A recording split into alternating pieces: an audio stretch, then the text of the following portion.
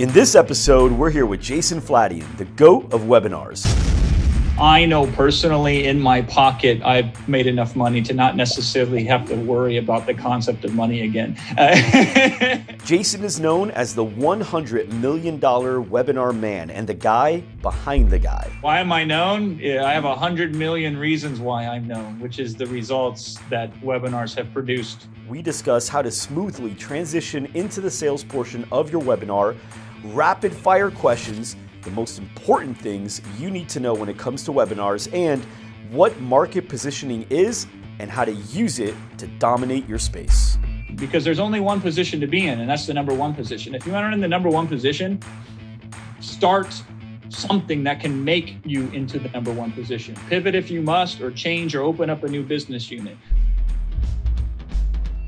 Everyone wants to be great, but only few actually get there. And I'm on a mission to find out what all the greatest have in common. I've traveled tirelessly to find, sit down, and talk with GOATs, people that are arguably the greatest of all time at what they do. Sales, marketing, advertising, business, podcasts, branding, you name it. The way they do things may be different, but they all seem to see the world the same way. To them, success is not only achievable, but inevitable. And we'll get inside their heads as they share their expertise with me each week. My name's Mike Arce, and this is The GOAT Show.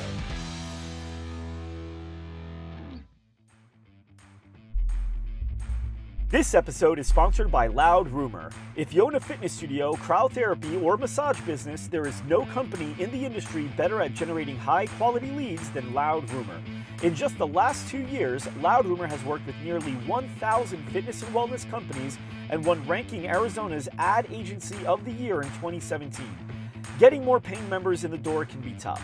Let Loud Rumor do the heavy lifting and get new people in your doors every day. Go to loudrumor.com and learn more. Also sponsored by Agency GSD. Starting a digital agency was definitely one of the best decisions I've ever made. Building it, however, was a lot more challenging than I expected. I always wish someone just gave me a roadmap that I could follow and just let me be a fly on the wall at the successful agencies out there so I could really see how it's done. Agency GSD allows you to do just that. Stop playing small and visit agencygsd.com to learn how to help hundreds of clients get it to 7 figures and be extremely profitable along the way. Again, go to agencygsd.com. Hello, welcome back to another episode of The GOAT Show. I'm your host, Mike Arce, and today we've got the GOAT of webinars, Mr. Jason Fladlien. Jason, welcome to The GOAT Show. How you doing, man? Mike, I feel like I should be eating grass or something right now. What do goats eat? Oats and goats? I don't know. I'm ready to. You've been eating business for a long time, man. You're full. You're getting real full. A lot of people want to know how they can get a share. So, and that's what this show's about, is giving people a little share of what you've got. Because from what I understand, I told you this when we talked on the phone a few days ago. There's this documentary on Netflix called what was it? What was the name of that documentary? It's like The Guy Behind the Guy. Do you know what I'm talking about? I do not, but I like the concept of the man behind the man. So right? I'm going to get the title, and actually let's put it up on the screen so we can get up on the screen. But it's this documentary, this guy that nobody knows unless you're like a real player in the game. So like Tom Cruise, Richard Branson, Tony Robbins, all these guys. Supermensch. You got it. Supermensch. So Supermensch is like this guy that no one knows except for the main guys that everybody knows. He's the guy behind the guy. And when I talked to you, I was like, Jason Fladlien's kind of like the guy behind the guy, because he's not big and flashy like a lot of these guys that we see up on, and other guys we've had on the GOAT Show where everyone knows he got tons of followers. You're the guy that helps make a lot of these big organizations make more money through webinars and through market positioning, another thing that you do really well. And you're really the guy behind the guy. And unless you're really in the circle, you've never really heard of you. But if you're in the circle, everyone's like, no, Jason Fladlien, he's the man. I've heard about 5 people say that already that are big time. So Jason, what makes you to go to webinar? How long have you been doing webinars? And then what do you think got you to the point where you're the GOAT? Great question. So I started doing webinars in 2008. I would have started sooner, but the technology wasn't in place where and the market wasn't ready yet. They're like, webinar, what is that? I mean, I think the word webinar is a stupid word anyway. It's just like an online seminar, a web seminar, but it stuck like things stick. And so I started doing it in 2008 when there was no playbook. I had nobody to study it from, nor did I have any past successes really. So I didn't have anything to pour over. And so because I had a blank slate and I was just willing to try whatever, I kind of pioneered the model that many people now use today, whether they realize it or not, whether they learned it directly through me or learned it from somebody who learned it from me, the guy behind the guy, right? Right. Well, so to answer the other question though, Mike, is why am I known? I have 100 million reasons why I'm known, which is the results that webinars have produced that I've scripted, created, or been behind or been in front of. And so when it comes to the results of webinars, ours are unbelievable. Let's just call it that. It's hard for me to believe some of the webinars that I've designed with the small amount of traffic they've gotten, how much money they've produced. How much money would you say you've produced through webinars? So we hold the record for the biggest affiliate promotion of all time in the internet marketing space. And we've sold $9.8 million of somebody else's product in 8 days. And that was mainly off of a single webinar that I designed that I have reused for 6 or 7 years that has produced over $25 million. And we're talking, Mike, 5,000 people may have really tuned into it, maybe 10,000 people, somewhere in that range. It's not like we had 1 million people on the call. Right. Wow. What was it? Are we allowed to talk about what it was? Oh, yeah, totally. And some of this is timing too. So I'm not going to pretend that it's all the magic touch of webinars, because if it was, I would do $10 million on every single webinar, right?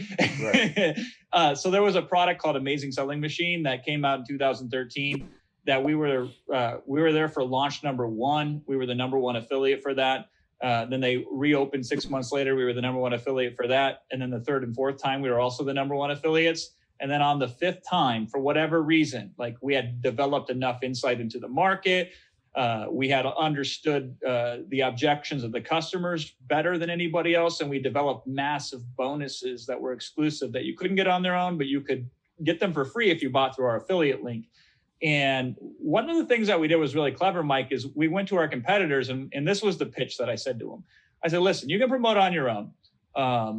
Or you could promote with me, split the profits.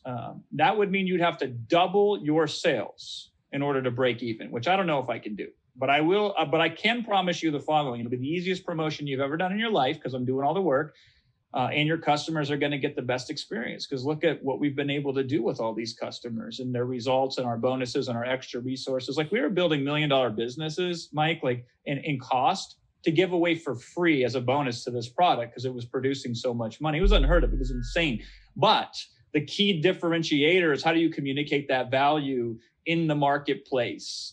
That's what the webinar did. It was a way to wrap up every awesome, amazing thing we were doing into a short, interactive experience so customers could decide, oh, this makes sense for us to buy. And on the back of that, we did 9.8 just on that one launch million. And real marketing is in the back end. Doing webinars to existing customers is going to make you so much more money, which is why I'm not at all well known. I don't have Facebook. I have no real following, but I've really optimized on the money perspective because you get 1,000 really good customers, you make them successful. It's hard to stop making money in that situation. So the customers we received from that $9.8 million was the good start to unlocking many other millions of dollars, mostly gotten through webinars. 9.8 is what you made in 8 days. What would you say if you had to put a number on it? How much money would you say you've made through webinars since 2008? It's 12 years. Yeah. For yourself, for others, everybody. Yeah, grossed over 100 million easily. Last time I quit counting that in 2017, 2018. It's certainly more than that. I know personally in my pocket, I've made enough money to not necessarily have to worry about the concept of money again. That's pretty awesome. So all I know is it's been really good to me. And I've loved the fact that over the years, Mike, people have thought webinars are dead. And if they're dead, I don't want them to be alive again.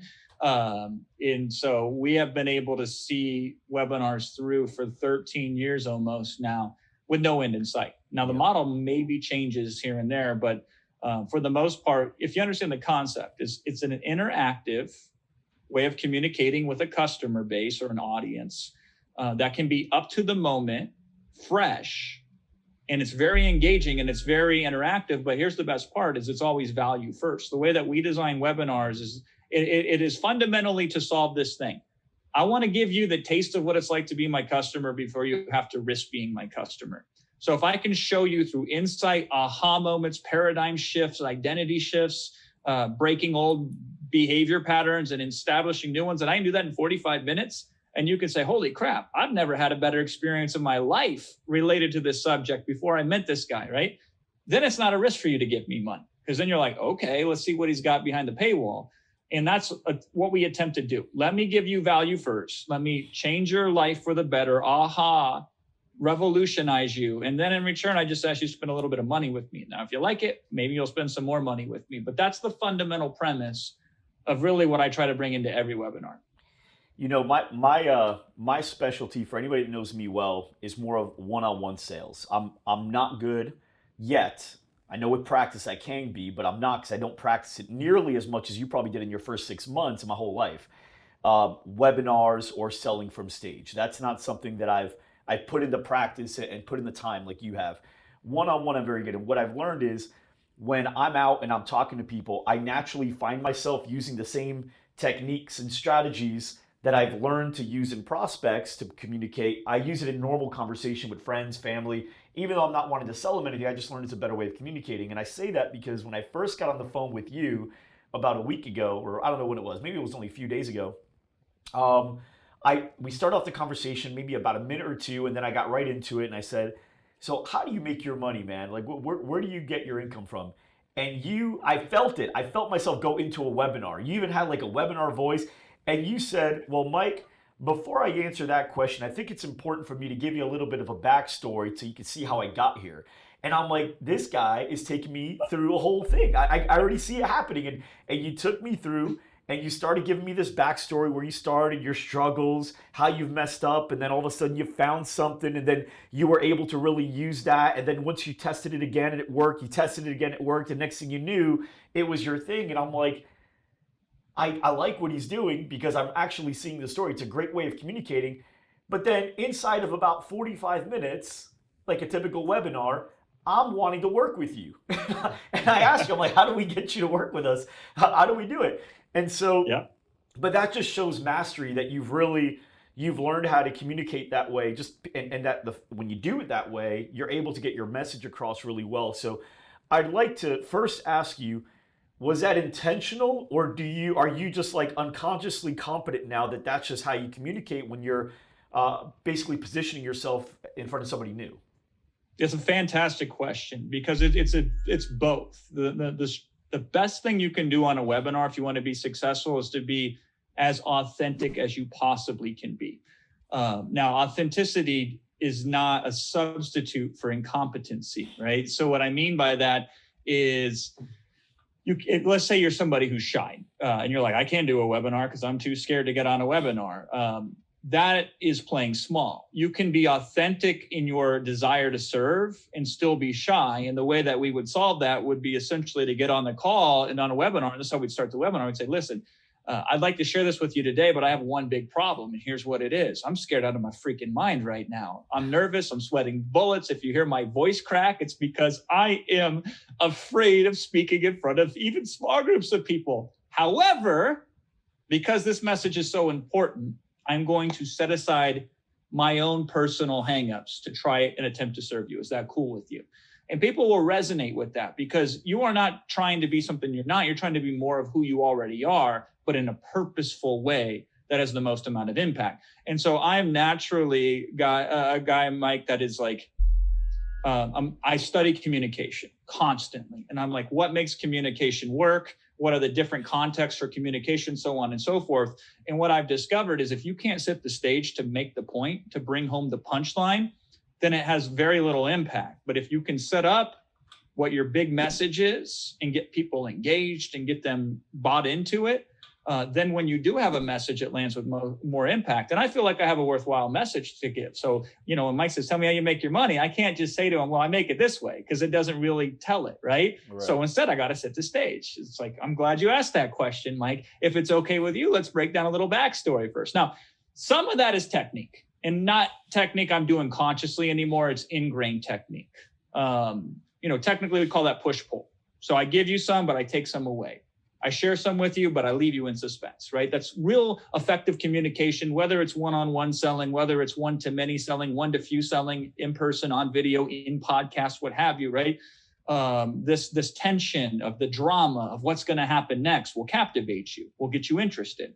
And I feel it's my duty, if I have something good to say, to not just have good content, but have a good way of communicating that content in the most engaging, most capturing way possible. Otherwise, I'm going to lose the 6,000 memes that are scrolling up and down your Facebook feed, right?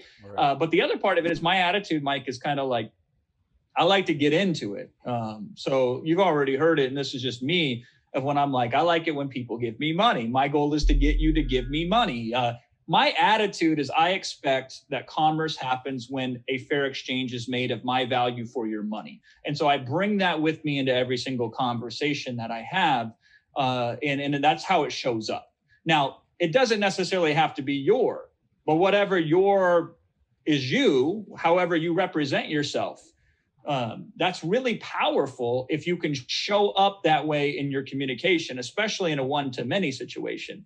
Where you can show up and people get the immediate impression of this is who this person is. This is what they stand for. Therefore, they can be a leader when it relates to whatever the topic or whatever the subject is. And so that's where a lot of that comes from. But, the other thing too, Mike, is it's hard to substitute thousands of hours of practice as well. The first year I was doing webinars, I would just keep talking if people would keep listening. Now, part of the reason was financially, it made sense. Okay, so I came from nothing. Let's just be very clear here. I was absolutely broke. The first business I started was in an efficiency apartment where the living room was the bedroom, was the office. I couldn't put both a bed and a desk in there, so I slept on the floor so I could work at the desk, right? And so I would start selling these $100, $200 products. And I might have 50 people on the webinar, and I would be done with my presentation. I got no more slides, but I got some people asking questions and such. So I would just keep going, and it seems interested. And so an hour would go by, and I'd squeeze out a sale. So I make $100, right? $100 an hour back then was nothing for me to sneeze at, a small Iowa boy like I was, right? Right.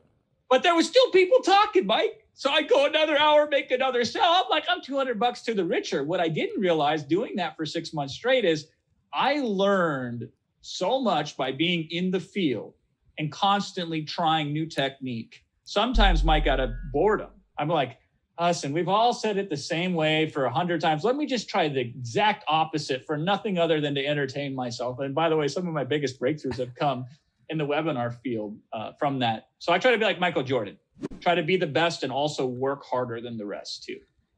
So two things I want to bring up. Number one, I'm a big Seinfeld fan. I don't know if you ever watched Seinfeld.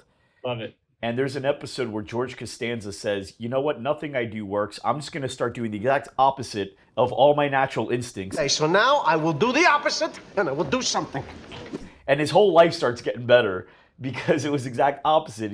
And you just reminded me when you were like, you know what? Let's do the exact opposite of what I normally do. And the second thing I want to bring up, earlier you said something that I actually am going to take with me right now because I can't wait to use it and it'd be true and authentic.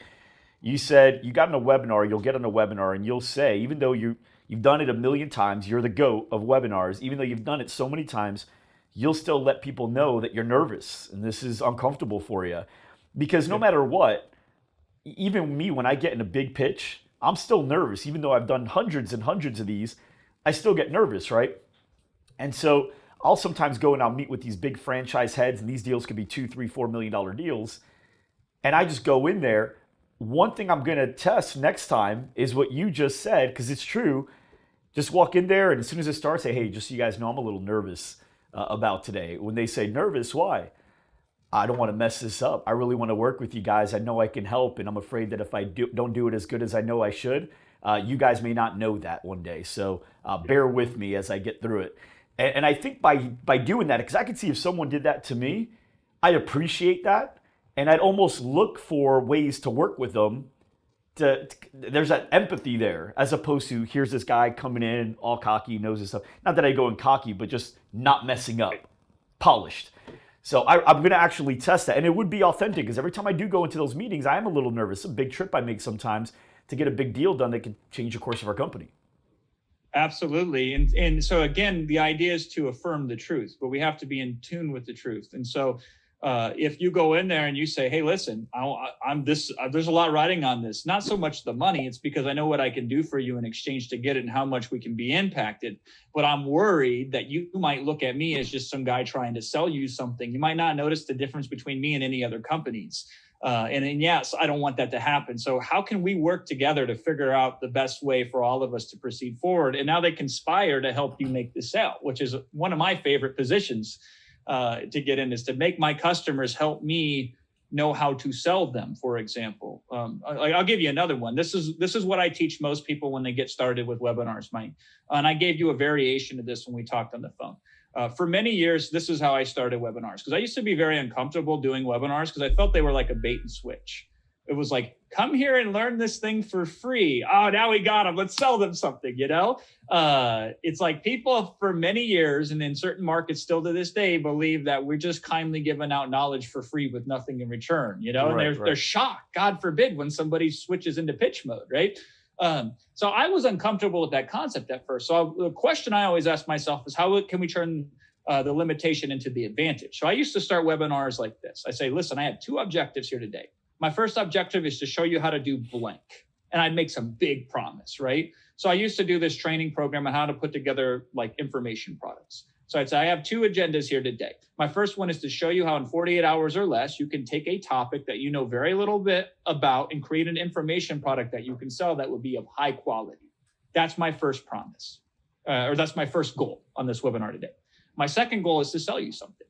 So this is how I'd start the webinar. It's like 1 minute in. I'd say, I got two objectives here today. My first one is to show you blank, and my second one is to sell you something. But here's the deal. If I do not deliver on my promise to show you blank, big promise, right? Then I absolutely demand that you not buy what I'm going to offer you at the end of the call. However, if I do somehow, some way make good on this very grandiose promise to blank, then you should feel obligated to purchase what I'm going to offer at the end of this webinar. Do we have a deal? And 99% of people, Mike, would always say yes. They'd say, sounds good to me. And I always laugh because I took this limitation and turned it into an advantage. And for most people, they also have that uncomfortableness. But we've gotten permission from the audience 1 minute in that if we meet this requirement, then we have earned the right to sell them something. And people respond to that for two reasons. Reason number one, this is a positioning concept. They're not used to it. And so immediately it's refreshing, which all authenticity is uncommon, unfortunately. The reason why most people go into sales situations like you're talking about is because they are assuming a role. They're like, well, I'm a professional, and a professional must act in this way, and a professional has to do these things, and especially working with corporate clients. So it's like, says who, right? Right. But whatever, right? So they assume a role. So automatically they're inauthentic. And that's not intentional. It's just that's how we're programmed since the day we were born. Different contexts cue us in to assume certain roles for our survival, right? So that's the first reason, is it's great because it's different. But the second reason, in my opinion, the most important reason is the more we can get the presenter in that state of flow, in that state of totally at one with the audience and the materials, the better they will do from a communications impact and a sales standpoint. And so when we remove that internal friction, we let that real person shine where they're not worried about the webinar technology. They're not worried about their slide font choices. They're not worried about how many people are on the webinar or not, right? They're just like, let's go. And that's when the real magic happens. Because again, how common is that in the marketplace? It is very uncommon that you get that. And so that's really powerful. So that's another example of just being purely authentic. Right. And we go on and on and on. now you I want to preface what I'm about to ask you because, again, you're the guy behind the guy, somebody that I think has taught the marketplace a ton about webinars, has blatantly said in, I think, a couple books that he's written, on stage. He's mentioned it to me personally as I've become friends with him. Russell Brunson says he learned a lot from you. Now, I don't know how long ago that was, but was it a couple years, 10 years ago, 5 years ago? How long would you say? I don't really know because Russell came into my sphere because I wrote this book, one of the first ever books on webinars, and he got his hands on it, and it was about belief patterns. So one of the trainings I used to teach back then, I don't teach it so much now because very few people can get it, unfortunately, but Russell got it right away, of how we take these belief patterns. Like, people will come into webinars, belief in they can't possibly succeed under any circumstance. So I don't care how good your stuff is. I don't care how good you are. Until we de-link that behavior pattern, we've lost. We ain't gonna make any money, right?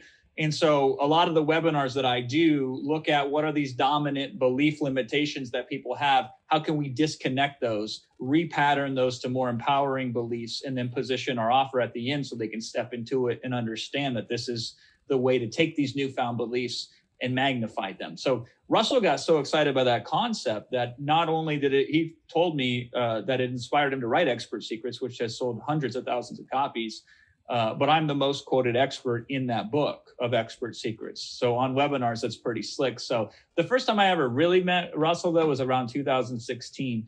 And I definitely will say, based on his teachings at least, that I probably had more influence on his webinars than anybody else. And so a lot of the foundation of what he learned came from me. I didn't even know it because my goal for many years, I didn't want to teach people how to do webinars. I just did webinars. I just like to use them. Trust me, the last thing the market wants to learn is, okay, public speaking, that's scary as hell, right? Selling, oh my God, that's also scary. Technology, this ain't like sitting on a stage. It's like, we got to figure out all the tech and everything else, right?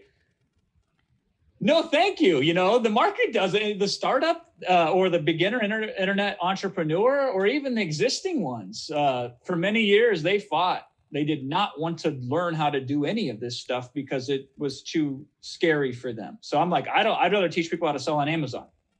Far more lucrative, far easier. And then I'll use webinars to deliver the messages. But reluctantly, because so many people kept asking me, hey, I want to, you need to teach us this webinar stuff. Or even worse, they would take my webinars, try to deconstruct them, and then learn from them, and they would miss some of the critical points. And it would drive me nuts, Mike. I'm like, okay, if you guys are going to do it, damn it, let's do it right. And so I've kind of been thrust into this training of how to do webinars only recently. I love it. He was on our podcast as the GO.A.T of marketing funnels, which clearly would make sense for a guy like him. For you, webinars, I want to ask you some quick rapid fire questions here on webinar, yes or no's, do's or don'ts. So I guess a great way to respond is do or don't. And then if you feel like you need to explain why, because may not make sense, feel free to dive in, okay? Okay. Camera on or camera off so they can see you during a webinar? Doesn't really matter. Doesn't matter. Okay. There's caveats. Tell me what you mean by that. If you're a skinny white chick teaching people how to, like suburban moms, how to lose weight, camera on makes a lot of sense, right? If you're teaching Photoshop tutorials, you don't need your camera on. And in fact, for some people, it'll get in the way. It is way down the list of things that really are needle movers when it comes to webinars. So do whatever is easiest. Okay. I've heard people talk about doing webinars now using flip charts as opposed to sharing their screen in a keynote. So flip chart or do or don't? All of the above, right? So find the modality that you are most effective in, make that your primary, but mix it up. So I've done webinars in any way, shape, or form. We started doing webinars on mind maps, right? So it's the worst thing you can do is be boring in marketing. So if flip charts get you out, flip it. I take my iPad sometimes and I scribble on it and show that on the screen, and that works as well. But ultimately for me, Keynote is where I go to more often than not. For most people, Keynote is probably going to be the most effective persuasion model that they could use. More slides and less things on each slide, or less slides and more things on each slide? More slides. I could take almost anybody's presentation that's doing well. If we double the slides, we will improve their sales by removing things from slides and making new slides. Joe Weldon said it best to me. He says, slides are free. I'm like, damn right they are. So I try to get about 500 slides per presentation. Wow. And I know on there's different webinars I've seen. Would you say predominantly your slides are words that are basically coming out of your mouth and it's more like a video sales letter? Or would you say it's more pictures and you have a script and you know what each picture's saying? Depends on the subject. But for the 80-20 of this is put some words on the screen because it's really easy to knock it out. And people, if they can hear the word and see the word, it's a lot more impactful than one or the other. The biggest mistake, though, that I see people make with slides is they don't show what they're talking about. So I don't mean stock photos or cool graphics, right? I mean, like when I teach my Amazon people, hey, Amazon pays you every 14 days like clockwork. I show them 3 emails of Amazon paying me money so they can see it in action. Far too people show what they're talking about. But once a customer if the customer can see it in their mind, they're far more likely to buy. So don't talk about the article, show the article. Screenshots are really easy. So put some more into your slides. Good. Allow participants to see how many participants there are or not? Not because you're trying to hide any social proof. It's just that we don't want to distract them from the messaging. So we want to encourage them to interact, but with us, not with each other. Pay attention to the chat during the presentation, at the end, or not at all, or both? Depends. So if you have ADHD like me, probably not a good idea. I used to do it when I had smaller webinars, and I'm glad that I did because I could really calibrate with the audience. But after a while, I picked it up intuitively. What we do nowadays, this is professional level now, is we have team members from our company who are answering questions privately. We have somebody else who's flagging questions and dropping them into a shared Slack channel with me for that webinar so I can come back and hit them at the end and all that. And then I also will have my business partner, Will, on me too. And sometimes he might even step in because he knows when to cue in to address something as it shows up. So it's like it takes a village to do a webinar properly at the highest level.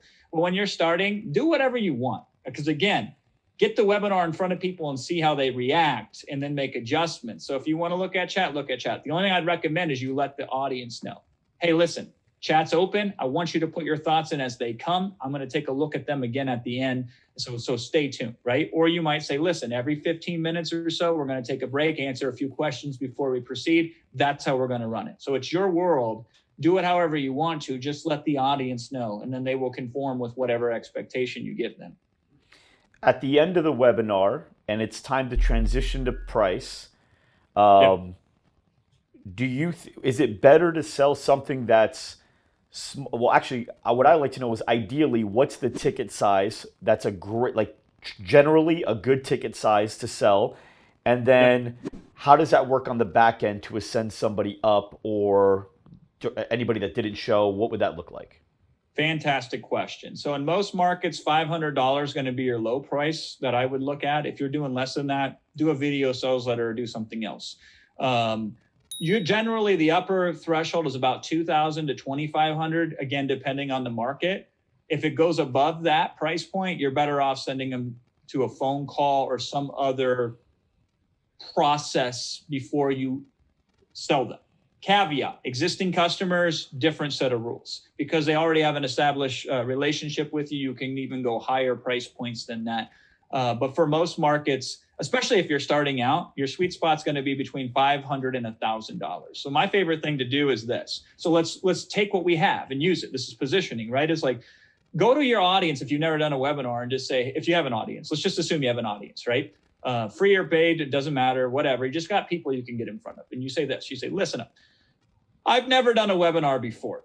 But I want to do a webinar because I think it'll be helpful to you. And I got something that I'd like to sell you at the end of the webinar after I've helped you. Okay. Now, I've never done a webinar before. So come and see if it'll be a train wreck or see if it'll be any good, right? The one thing I will promise you is if you're willing to be my guinea pig, I am going to hook you up with an insane deal that I normally wouldn't do. And as soon as I get a little bit more confident and actually get some experience under my belt, I will never make an offer this good again. But it's sort of my way of just getting you on so I can get the experience I need to start adding webinars to my marketing repertoire, right? And you will not believe how responsive your audience will be. They want to help you out. They're like, part of them wants to see the train wreck. Is he going to screw up or not? Okay, so they're excited. So there's some drama to that. Everybody wants a good deal. I mean, Black Friday, hello, right? People love to shop. We're making it an event now. We're getting them enlisted into the cause and getting them excited. And then we can get that experience, and then the price point will increase because, Mike, here's the funniest thing. The difference between selling something for $500 and $2,000 is very rarely the value of the thing. It is mostly the confidence in the presenter. That is the main differentiator between somebody that can sell a product for $500 or the same product for $2,000. And by the way, from a customer standpoint, if you're half sold on a product and you pay me money, you're less likely to be successful than if you're fully sold on the product. So it's contagious. If I believe in your success, then you're more likely to believe in your success. Therefore, you're more likely to be successful. But if you barely can buy in, which usually $500 price points are easier for people to swallow, so they'll buy in half sold and they'll get zero results. So what would you rather have? Some results for $1,000 or no results for $500? I think the answer is obvious, isn't it? I love it. Live webinars or evergreen where they're just running and every 15 minutes like you see people do? Two completely separate skill sets. So live webinars generally make sense for most companies, but evergreen webinars have their place too. But if you think you can take a live webinar, make a couple adjustments and turn it into an evergreen webinar, 9 times out of 10, you will fail miserably. So I like to think two separate functions, right? Just like if I'm doing sales, I'm going to act differently than if I'm doing a webinar. If I'm doing evergreen, it's a whole different process than if I'm doing live. But yeah, ideally you should do both. Now, by the way, do whatever one's going to get you in front of the market as fast as possible. So if you say, Jason, I can't do live webinars, even though I understand they would be better in my instance, any webinar is better than no webinar. So then just do an evergreen webinar. Eventually you will do both if you are committed. Got it. When you're doing webinars, sometimes you may have competition come in to check out and see what you do. Do you ever screen applicants beforehand or no? Not normally. We like it when the competition comes in. Okay. For a number of reasons, right? There's a good chance, Mike, that I will sell my competition because I am that compelling on a webinar. So bring grandma and grandpa, bring the dog. There's more people for me to sell. I'm game, right? If it's true trade secret style stuff or it's very sensitive in nature, we charge for it. Because then if my competitors are going to come in and try to steal it, at least they had to pay the privilege to attempt to steal it. So there's times where it makes sense to make webinars paid. Very rarely, by the way. But there are times where it makes sense to charge for a webinar up front to have that kind of barrier to entry, not just from a competitor lockout standpoint, right? But also because customers who pay are more likely to pay more attention. Okay.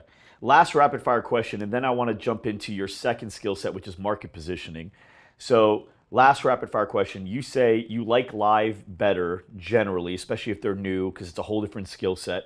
How often would you say it's a good idea to do a live webinar? Every day, every week? So for example, I was thinking about on my website having something that says join our next live webinar at the top. So it's just a banner and people can register for the next live one. Would it make sense to have one every day, every 3 times a week, once a week? What would you say? Generally speaking, once a week works best. And I wouldn't make in this case, and this is all very technical here, right? So it's like every situation is different. In this particular case, give them something very attractive to opt into that is not a webinar. And then once you have them on your email list, start inviting them. Hey, this Thursday, we're going to do this webinar. This is the topic. And then at the end, I'm going to make you an offer.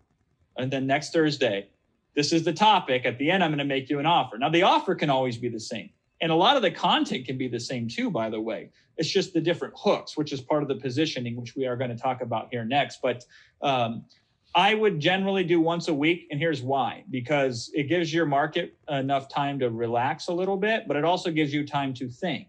You do a webinar. The real value is what happens after the webinar. You can read through the chat logs. You can observe, hey, I thought this thing was going to get people excited and there was just crickets in the chat, right? On the other hand, this throwaway line that I said just out of the side of my mouth, not even thinking, that lit the chat on fire. Isn't that interesting? Maybe we can make some adjustments, right? And again, I always have this agreement with my audience. I'm testing material out to try to find the most compelling, captivating way to show you how to do this and sell you on this. Right. So each week you come and I'm testing new material out. So please be my test subject. And again, the market is excited about that. They get enlisted as long as the content is good.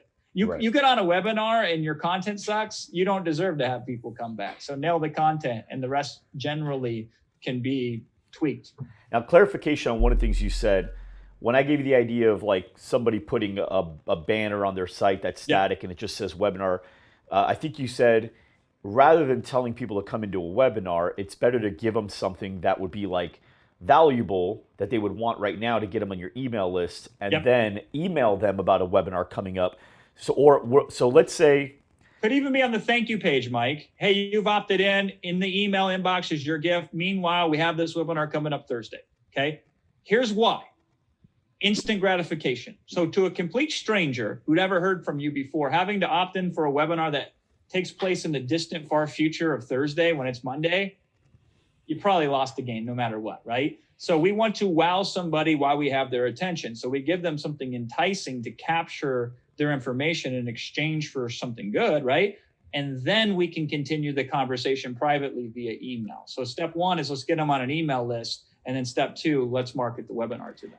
When they get to that page to download whatever it is, let's say it's like the best sales script in the industry, whatever it is that they're going to download, on the thank you page, should you mention the webinar or should you just mention it? Doesn't really matter. Doesn't matter? Best by test. Eventually, if you're having impact, then you're going to test different options to see what works best. But up front, if we overthink our marketing, we lose the game before we even begin to play it. And that's unfortunate. So speed of service is what I always talk about, SOS, because I like to pretend customers are dying because they're drowning in a water. And I'm on the side saying, do we flow them this life raft or do we flow them this flotation device? And meanwhile, they're like, help me out, you son of a bitch, I'm dying. And you're like, well, this one's pink. I don't know. Should we do that, right? Let's save them first, speed of service, SOS. And then later on, we can figure out how do we save more of them more efficiently. So thank you page, maybe not, whatever works best. Try it out. Get in front of audience as quickly as you can on a webinar. That's the goal.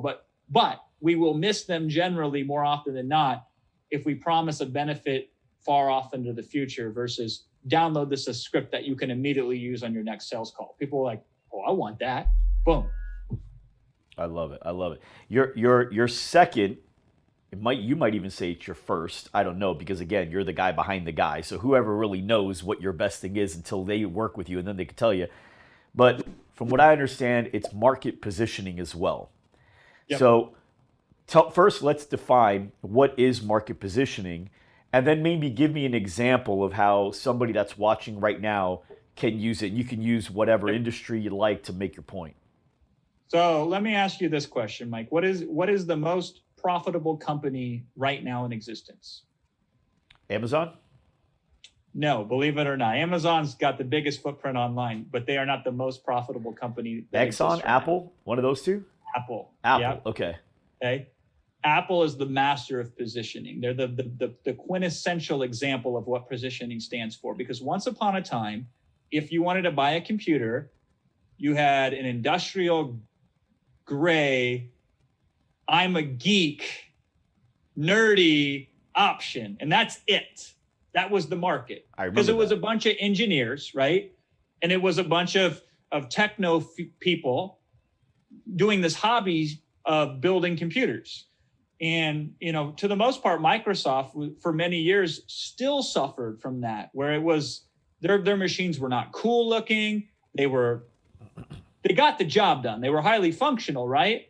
What Apple did was make a computer a designer brand. They made technology a brand like Gucci would be in the apparel industry. And so they made you want to buy a computer because you look cool carrying it around, not because the computer was a better computer than the next guy's computer, right? That is positioning to the max. So that's an example. Let me give you another one. Tesla, right? Before Tesla, Prius was trying to get off the ground with electric cars. And what was essentially Prius's position? Like if you had to sum it up on a bumper sticker. Yeah, electric car, hybrid, or just being able to be more efficient on the road, not spending money on gas. What was the big appeal though? What were they appealing to? People that want to save the world. Exactly. Tree huggers, hippies, and I'm kind of joking, but not so much, right? Suburban ex-hippies who now have grown up, have jobs, but want to still be socially conscious and eco-conscious and eco-friendly, right? Boring. And that's why Prius didn't really get very far. Elon Musk says, you want a car that goes from 0 to 60 faster than anything under $1 million on the road? I got you, baby. I got you, right?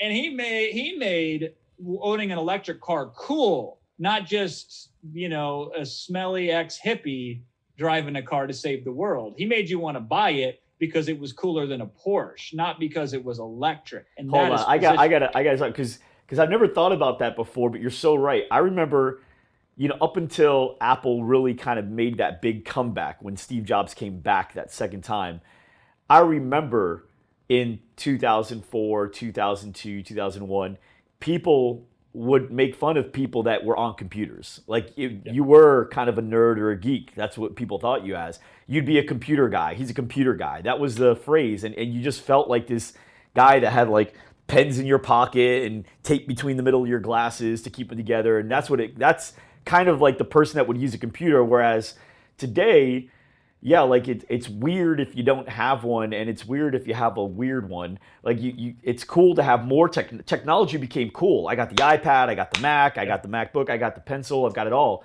Whereas back then that would have been weird. And then the electric thing, I totally remember before Tesla came out.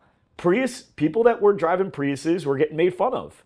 It was like corny to be a person that wants to save the world. It was weird. And why is it weird? I mean, you ultimately want to do a good thing. And Elon Musk comes in and goes, actually saving the world's pretty damn cool. We're going to go to freaking space. On top of that, we're going to build these underground tunnels to Vegas. He could have started underground tunnels in like Austin, Texas, but he goes, let's do LA and Vegas, the two coolest places and party places. And then he's got all these, he's got Fire, the boring company. He's got torches he's selling, and he's got the electric car. He's making saving the world a really cool thing, which it's crazy he transitioned that mindset.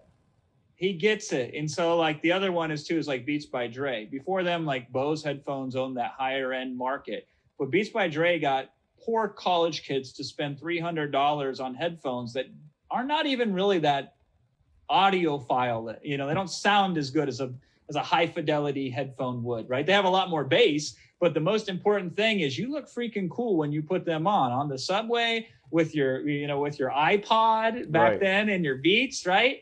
You might be able to get chicks if you're a dude. So you're buying headphones not to hear sounds better, but to pick up women. And those are examples at a high mainstream level of positioning. None of that is really applicable to what we do other than as an exercise to understand positioning. But it proves my point is obviously Tesla's a good car or was a good car. I've owned Teslas for like 6 years. They're having some issues now, growth pains, all that kind of stuff, right? But when they came out, Consumer Reports at the time gave them the highest safety rating that ever existed. They're more electric efficient than a Prius. You can go on a further charge than them. They look nice. They have some really cool features that are unique to them or were unique to them. So they do everything that everybody else does. Pretty much more or less incrementally better or slightly less. But then they give something, they transcend the appeal of just the product and they go one step further. And so, Apple as well. You could argue, is Apple better than a PC? For some things it is, for some things it's not. You want to, the gamers, which is a multi-billion dollar industry. I think it's $1 trillion industry. None of them use Apple computers because the way that a PC function is a gamer can work with a PC. A gamer can't do anything with a Mac. But so it's funny because in certain industries, PC has a death grip, a dominant threshold. Like in the business community, at the big corporate level, they do. So different positions and different appeals for different things. However, the point is the point. The point is everybody's thinking about the product. The product is one consideration. How do we position ourselves so the following can happen? We are the only one in the market. Therefore, we own the market. Therefore, If anybody comes into the market, they're a me too. You ever seen a Microsoft store after you've seen an Apple store? Yeah. You ever seen them? Yeah. It's comical. I never saw one until years later. And it's a knockoff, a poor knockoff of an Apple store. It is. And it's so cheesy because it's so off brand.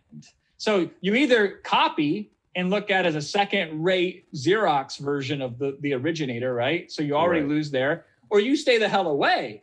What you lose either way. So my idea is, how do we position something so when the customer sees it, they say, you and you alone, you own the domain of this particular specific thing.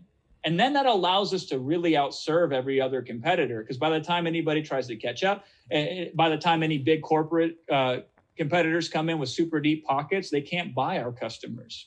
They want to buy us instead, potentially, right? To me, all things start with positioning. So if I'm going to create a webinar, what's the position we're going to take? That is the $1 million question. Once I answer that, that's at a micro level. There's micro positioning and there's macro positioning. At the micro level, though, what am I going to say to the customer to give them that aha moment where they say, wow, when it comes to this topic, I've never had any more insight than I'm having right now. You are the de facto number one top dog when it comes to blank. And that to me is positioning. You know, I got a question because a lot of people that are watching and listening right now, they might be thinking, what could I do? What's my unique thing? Okay, you know, Steve Jobs went, everyone thinks people are nerds here. Let me change the perspective. And Elon Musk is like, okay, these people here, you know, nerds, let me change the perspective. And I could see what you're saying. What about companies where they didn't necessarily come into something new like that? So you take PlayStation and Xbox. PlayStation owned the market at one point. Xbox came in, and I don't know. I haven't looked to see what the numbers are. Right. But to me, it feels like they're neck and neck. If I meet someone, it seems to be 50-50 that you're either a PlayStation guy or an Xbox guy. Did Xbox have anything that was unique, or did they just come in and do something as good, or what? They had capital, right? So, you know, now we're getting really geeky on the marketing, but it's vertical integration. Because we already have this, we can bolt this onto it. It's no different than how Walmart has pharmacies inside of them and salons in them, and you get your tire changed. So you could simultaneously might get a haircut, get your oil changed, and pick up your prescription to Viagra while you're in Walmart shopping for groceries, right? It's like, that's awesome from the vertical integration standpoint. So sometimes you don't want to be the leader. You just want to be generally in markets. So in an immature market, and sorry, I'm getting so geeky here. Hopefully your listeners will like this. This is the kind of stuff that we only talk about in the big boardrooms, because otherwise it's hard to figure out how to apply it to most businesses. But there's two markets. There's immature markets and there's mature markets. So I'm gonna name a couple markets, and you tell me if you feel like they're mature or immature markets. Okay. So let's talk about.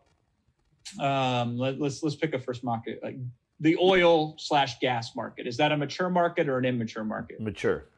Yeah, it is a mature, because pretty much the owners own the market. Let's talk search, search engines in terms of looking for information online. Mature. Is that a mature market or an immature market? Mature. Google owns it. Yeah, it's mature. There's Google, and then there's Bing. Now, by the way, people laugh at Bing. Bing has a pretty damn big market share. It has like 12%, right? Who's number 3?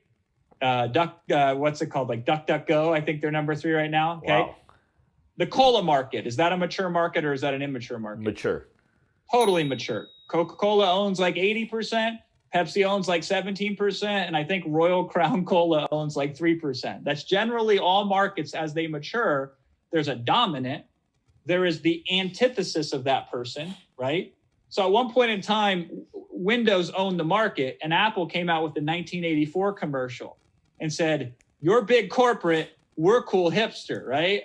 Now it's funny because Apple is as corporate as they come, right? But that positioning can go a long ways. But you're either the leader, you're making your marketing based upon the leader, or you're in danger of losing, because almost all mature markets have a 1-2 with a hanger on their third.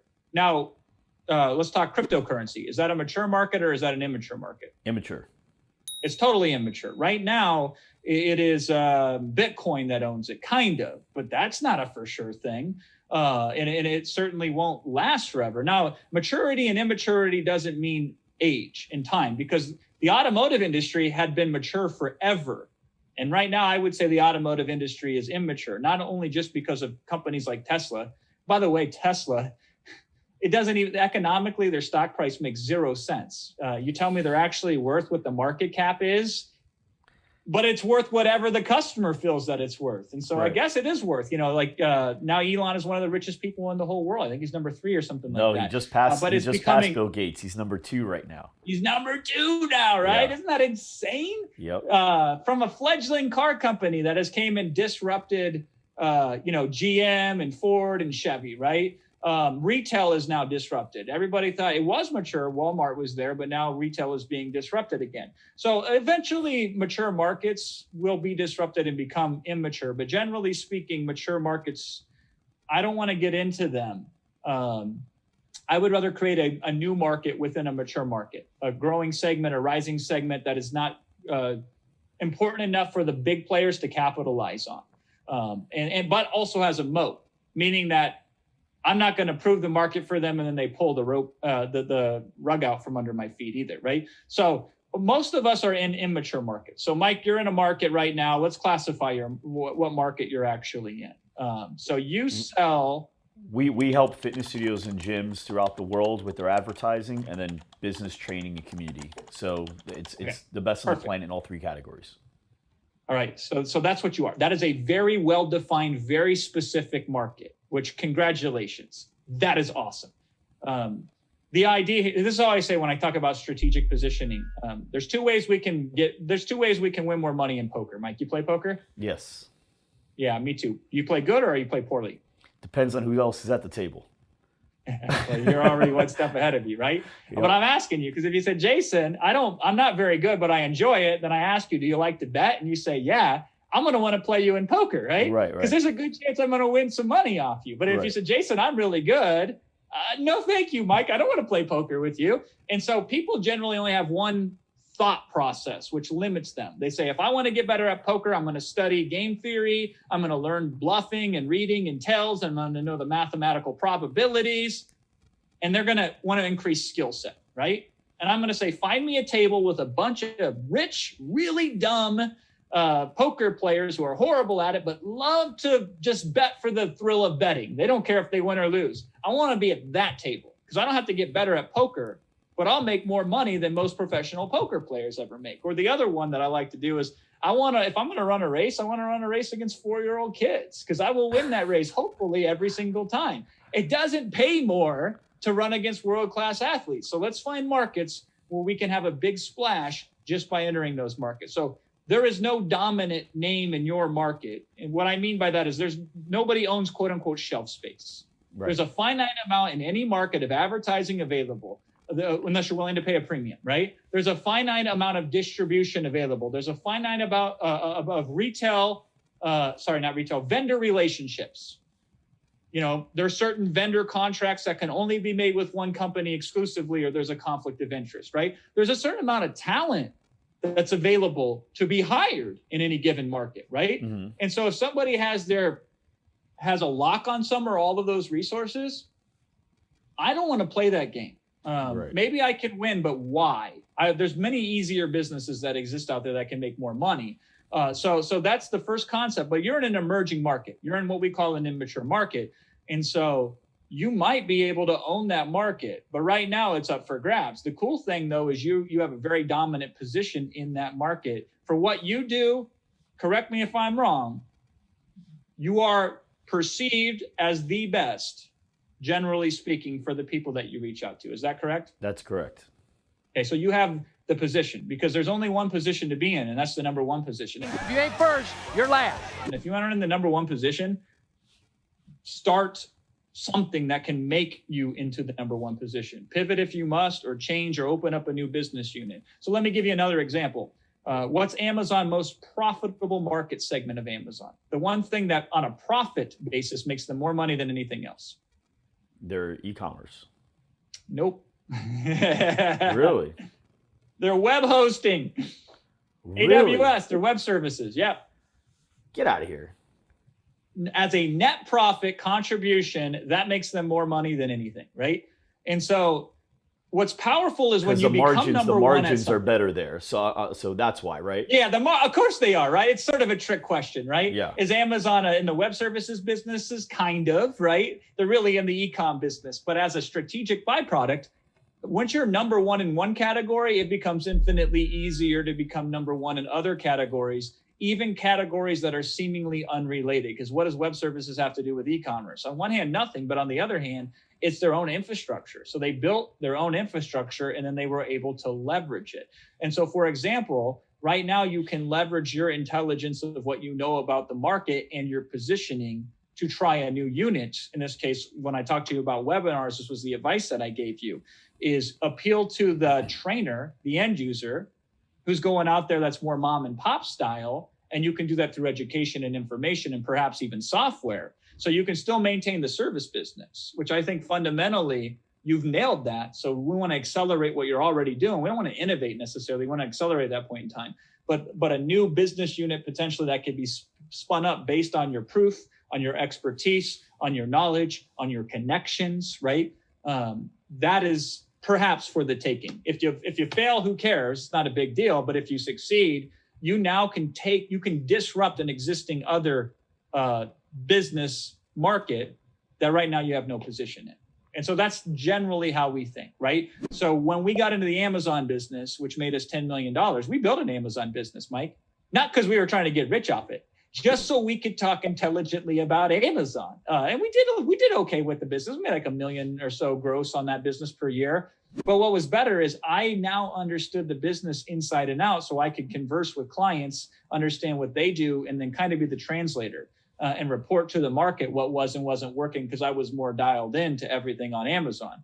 And that was a position. We were able to own a very unique position of how we positioned ourselves in the Amazon market. Now, all markets change. So if you don't change with them, you're going to die. And it's amazing how many companies that were Fortune 100 companies 50 years ago don't exist anymore. It's fascinating. Do that research sometime if you're listening to this podcast and be astounded, because yesterday's Walmart, which was Woolworths, right, does not exist today.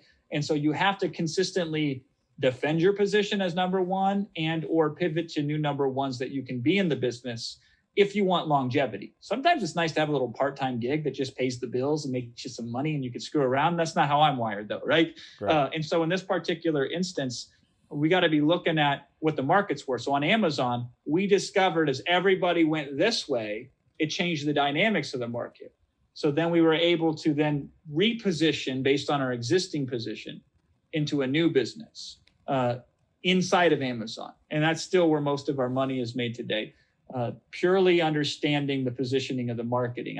So the idea is, if you want to chop down a tree, you sharpen your axe before. You don't spend all the time chopping the tree down. You spend more time sharpening the axe, right? It's like opportunities are the same way. What opportunities can you bring a sharp axe to? And what opportunities are you only bringing a dull axe to? Yeah, when you and I spoke a few days ago, you were telling me about that. You do something with Amazon that brings you on autopilot a great amount of money every month at this point, right? You built a business. For years, it brought a net $1 million into our business purely on its own on autopilot. Every year or every? It was $3 million in 2017, then $2 million in 2018, then $1 million in 2019. I think this year we'll finally not break $1 million, but purely because it was unmanaged. It was the garden that was producing golden eggs that now has some weeds in it. But it's fascinating when you do own a dominant position, how easy it is for you to give value to customers that's incomparable by anybody else in that market. But yeah, you're right. Fortunately, because I made a lot of dumb decisions in other areas of the business and I got humbled in it, but it's easy when you have $1 million of income coming in hands off, right? Mike, I am the only marketer that Zoom has brought in, the multi-billion-dollar company Zoom that we're streaming this from right now or recording this on, that they brought me in there to teach their webinar users how to be more effective at webinars. And they allowed me then to actually generate leads from Zoom in exchange for us educating their users. And so I love that concept of, if we want to measure it, where's the impact at, is a lot of people have done a lot of stuff on webinars. I'm the only one that Zoom, who's now the number one de facto webinar company in the world, has brought in. And by the way, they brought me in February. They went IPO in April, right? Coincidence? Yeah, it was totally a coincidence, but maybe not. No, I'm kidding. They blew up at the right time for sure. Yeah, I wish I would have invested in their stock, but that's an area where I have no expertise in. So I don't try to play where I don't know what I'm doing. I get it. For everyone that's watching and listening right now, it's pretty clear to them you know your stuff, and a lot of them probably do want to work with you. So how does somebody work with you, or how do they follow you? How do they learn more from you if they want to continue getting more outside of this podcast episode? So the best thing to do is go to Amazon and buy my book, One to Many. It's the highest rated book on webinars on the whole Amazon, should be the #1 rated book as well. And that gives my whole blueprint on how we sell on webinars a very specific way. So for like a whopping $10 if you buy it on Kindle, I got the hardback over there. Should have been better prepared. But I have a 4-step process. When I'm selling like coaching programs or information products, knowledge products, or courses that are very easy where information is the primary thing, or software. We do this with software too. I have a 4-step process on how I develop webinars, and all my scripts are laid out in there. Everything shows you from here's what you want to do in the introduction. Here's how you want to position your content. Here's how you transition to a pitch. And here's the closes that you can use. So One to Many, get that book. It is the hardest thing I've ever worked on that I charge the least amount of money for. I love it. Well, thanks so much, man, for giving us so much of your time and so much information. For everybody watching, we just spent time with the GOAT of webinars, Jason Fladlien, also a pretty solid expert on market positioning. Jason, thanks so much. I'm looking forward to getting to know you better and better. For everybody watching and listening, thanks so much, and we'll see you next time. Thanks for joining us today. If you like this episode, subscribe to our YouTube channel or find our podcast on iTunes, Google Play, Spotify, or wherever your favorite place to listen to podcasts might be. And if you really like this episode, please leave a review for us on iTunes. Thanks, and we'll see you next week.